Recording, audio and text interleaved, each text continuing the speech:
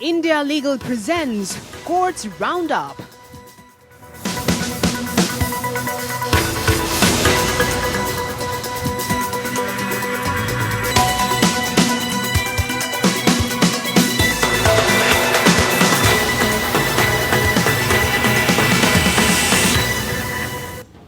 In the matter relating to communal reporting of the Tablighi Jamaat incident, Supreme Court has told Centre to evolve mechanism to address grievances against media.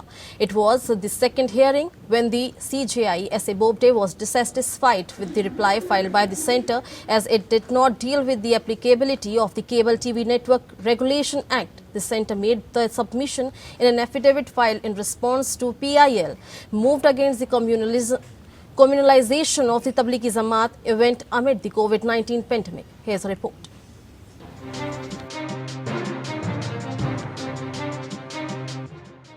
The Supreme Court has asked the central government to evolve a mechanism to deal with complaints against media, expressing dissatisfaction at the reply filed by central government in a petition alleging biased and communal reporting of the Tablighi Jamaat incident. A three-judge bench headed by Chief Justice of India S.A. Bobde stated that the affidavit filed by the centre was silent on the applicability of the Cable TV Networks Regulation Act and the mechanism adopted by the centre to address such grievances and complaints against media. The Ministry of Information and Broadcasting, in its affidavit filed on 13th November, had informed the Supreme Court that the petition against communal reporting of Tablighi Jamaat incident was based on vague assertions and news reports published by certain fact-check websites, and the same cannot be relied upon the content that entire media was spreading communal disharmony. The top court further asked the centre why a private body like the News Broadcasting Standard Authority (NBSA) should look into the complaints against media. The CJI said, "We want to know the mechanism employed by you and this affidavit has nothing on it. Why should we refer to NBSA, etc. when you have the authority to look into it? If it does not exist, then you create an authority, else we will hand it over to an outside agency." However, the Solicitor General maintained that NBSA was a self-regulatory body. The bench, which also comprised Justices A.S. Bopanna and V. Ramasubramanian, asked the centre to file a reply incorporating all the aspects raised by the court and posted the case for further hearing after 3 weeks. The plea filed by Jamiyat Ulema-e-Hind and the secretary of its legal cell, through lawyer Ejaz Maqbool, had contended that the unfortunate incident of the Tablighi Jamaat was being used to demonize and blame the entire Muslim community. At least 9,000 people had participated in the religious gathering at Tablighi Jamaat's headquarters in Nizamuddin West in March this year. The congregation became a key source for the spread of COVID-19 in India as many of the participants travelled to various parts of the country after the event. This also led to news report by certain television news channel blaming the Muslim community for the incident and attributing motives to them, alleging that it was a deliberate attempt to spread COVID-19 in India. The plea before the Supreme Court sought direction to the centre to stop dissemination of fake news and take strict action against the section of the media spreading bigotry and communal hatred in relation to the incident. In addition to this, there are several fake reports and videos circulating on social media showing Muslim in bad light, the plea contended. The central government had earlier filed an affidavit in the matter, but the top court had objected to the same, stating that it was filed by a junior officer and was not satisfactory. It had then directed the centre to file a fresh affidavit while also asking it to clarify whether or not it had power to ban television channels. Bureau Report. Supreme Court has held that show cause notice with the intention to blacklist should clearly spell out such intention. The Apex Court noted that blacklisting order can cause civil death of a person as it result in an organization being blacklisted by other government companies too. Here's a report.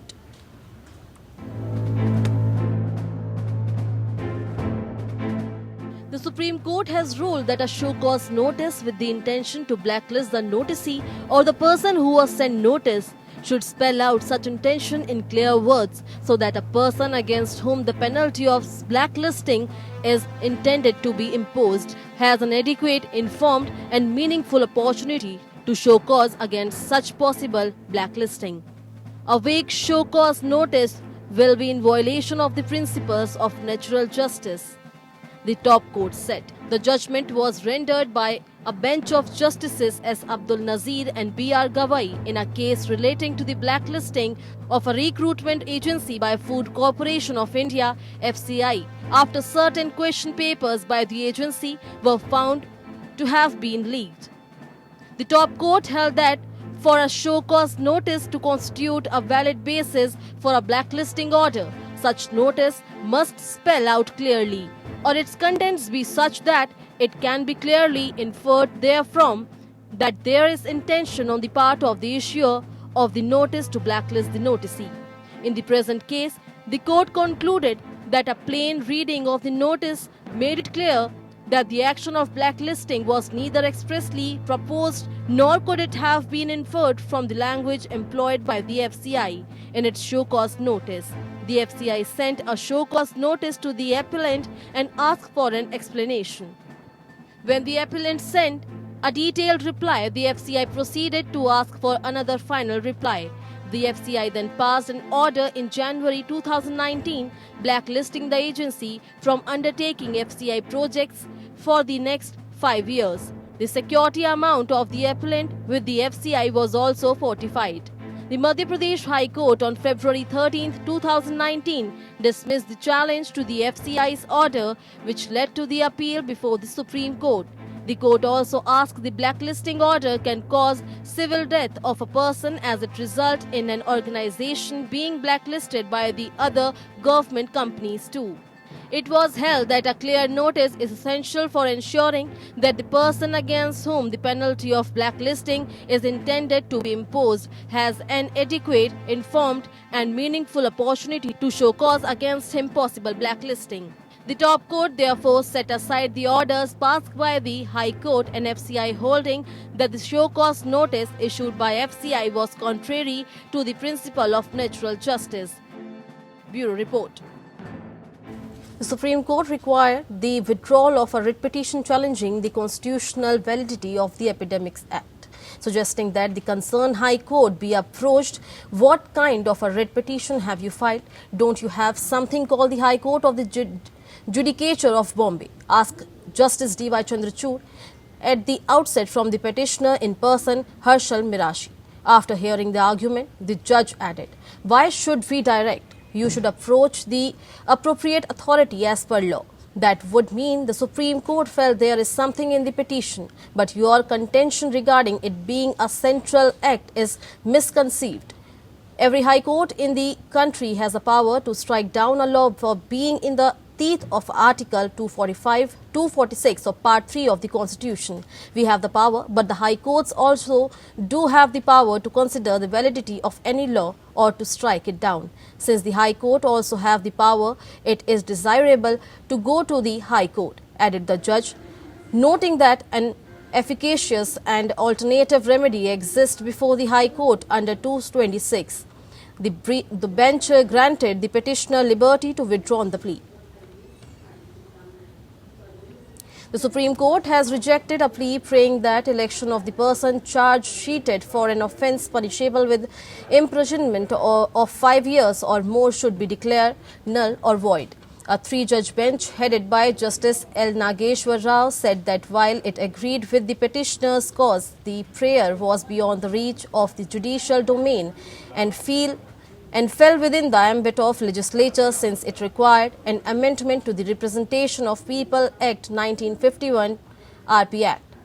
The petition by NGO Lok Prahari had sought time-bound and meaningful implementation of the unanimous resolution passed by the Parliament in 1997, mandating that political life and process be free of the criminalization. The NGO's General Secretary S.N. Shukla, who appeared and argued on behalf of the NGO, submitted that in view of inaction by the central government for the last 23 years, the only way out was for the Supreme Court to exercise its jurisdiction under Article 142 to prevent corruption in electoral politics. However, the bench, which also comprised Justice Hemant Gupta and Ajay Rastogi, stated that it is the task of the Parliament to effectuate an amendment to the RP Act to address the problem. It would not be prudent for the court to interfere into such legislative domain. Shukla referred to judgment of Public Interest Foundation case of 2014 to buttress his argument that no step have been taken to implement direction or make a law to bar person having serious criminal charges from entering politics. He also claimed that person with criminal charges who are entering politics have increased manifold, but the bench remained adamant. The plea by the Lok Prahari had stated that according to a report by the Association for Democratic Reform, 43% MPs in the current Lok Sabha face criminal cases, and the percentage of member with serious cases has doubled from 14% to 29% in the last 10 years. Jharkhand High Court has granted bail to one Maulana Kalimuddin Mujahidi, booked under the stringent Anti-Terror UAP Act for his alleged involvement in the activities of Al-Qaeda outfit. The bench of Justice Kailash Prasad Deo, in its order, observed no material has been collected with regard to the involvement of the petitioner in any activities of Al-Qaeda outfit, nor the investigating officer has collected any material with regard to the money given to this petitioner by any organization who was involved in unlawful activities. Interestingly, while granting him bail, the court said, considering the fact that the petitioner is a Maulana having no criminal antecedent, this court is inclined to enlarge to petitioner on bail. As per the allegation against the petitioner, the co-accused Ahmad Masood Akram and Abdul Rahman met at the house of this petitioner at Sakchi Madarsa, and subsequently the petitioner got some money from the Gujarat for committing anti-national work as jihadi.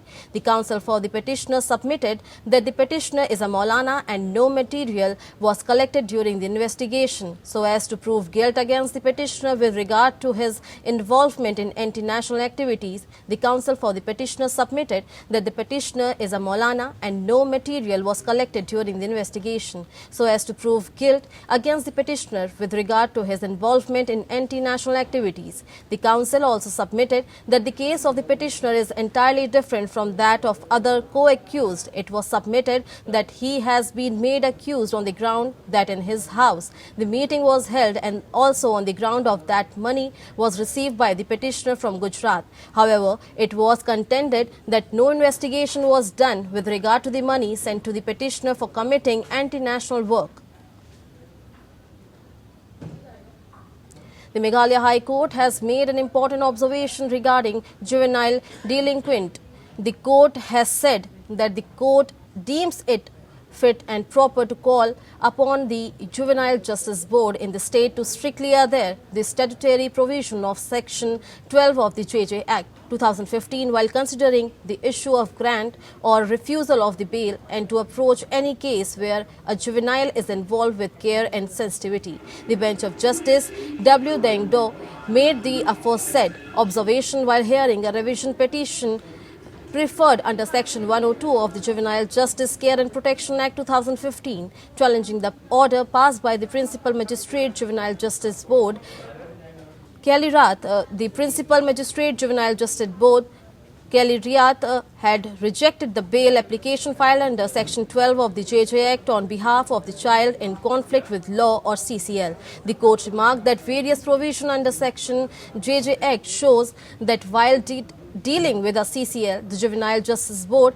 JJB, is called upon to be highly sensitive, keeping the welfare of the child in uppermost concern. The court also opined that when called upon to apply the provision of Section 12 of the said JJ Act, regard has to be had the welfare of the child or juvenile in as much as confining such child in custody in whatever form would not be beneficial to the overall development of the child's personality. One of such direction issued to the Juvenile Justice Board by the Apex Court was that the JJBS shall consider taking steps to release all the children on bail who are alleged to be conflict with law, residing in observation homes JJB.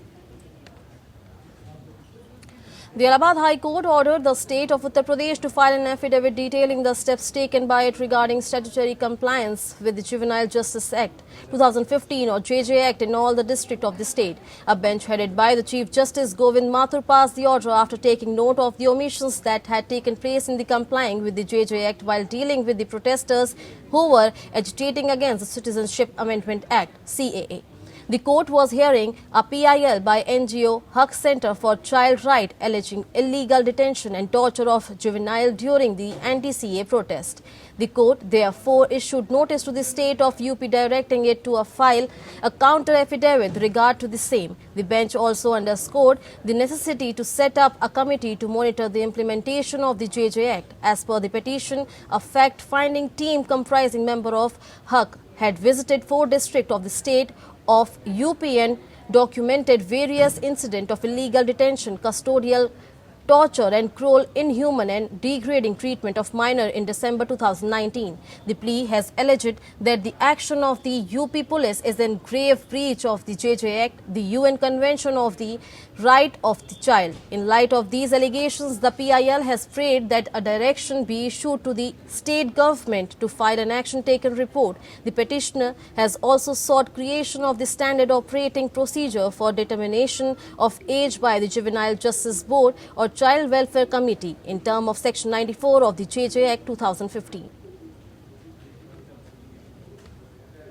The Bombay High Court recently dismissed 4 pleas challenging central government decision for the in principle disinvestment of its shareholding in the Bharat Petroleum Corporation Limited or BPCL. The bench of Justices S.C. Gupte and Madhav Jamdar observed that there was neither any legislative incompetence nor a breach of fundamental right involved while dismissing the pleas. The lead plea was filed by the Federation of All Maharashtra Petrol Dealer Association challenging the validity of the repeal of the Bumrah Shell Acquisition of Undertaking in India Act 1976. The accompanying public interest litigation raised apprehensions concerning the effect of the disinvestment policy decision on BPCL employees. Senior advocate Navroz Sherwai, appearing for the Federation, contended that the original acquisition of the Bumrah Shell cannot be disinvested without specific legislative approval for disinvestment. He relied upon the judgment of Supreme Court in Centre for Public Interest Litigation case to argue that there must be a parliamentary approval to the disinvestment and not a mere act of repeal followed by an executive decision to disinvest. The court, however, opened that a repeal is but a repeal and that court cannot question the motive behind such repeal. The court opened that in the present case there was no want of legislative competence and that the petitioner could not show any breach of the fundamental right. The Karnataka High Court has directed the state government to inform in how much time and in what manner it would compensate each and every student who is entitled to the benefit of midday meal scheme, but it was denied to them from 31st May. Due to COVID-19 pandemic, the direction followed after the state government admitted that after 31st May 2020, there is no implementation of the provision of Clause B of subsection 1 of Section 5 of the National Food Security Act 2013. A division bench of Chief Justice Abhay Oka and Justice Arvind Kumar said on the face of it, notwithstanding the closure of all schools run by the local bodies, the government and government-aided schools, the state government is bound by the mandate of the said Act of 2013. It added such a lapse on the face of it would amount to violation of the right of the children who are entitled to midday meal as well as the right guaranteed under Article 21 of the Constitution of India. The affidavit shall state in what manner and within what period each and every student who is entitled to the benefit of midday meal scheme will be compensated, in what manner the legal obligation will be complied with by providing either midday meal or food grains to each and every student.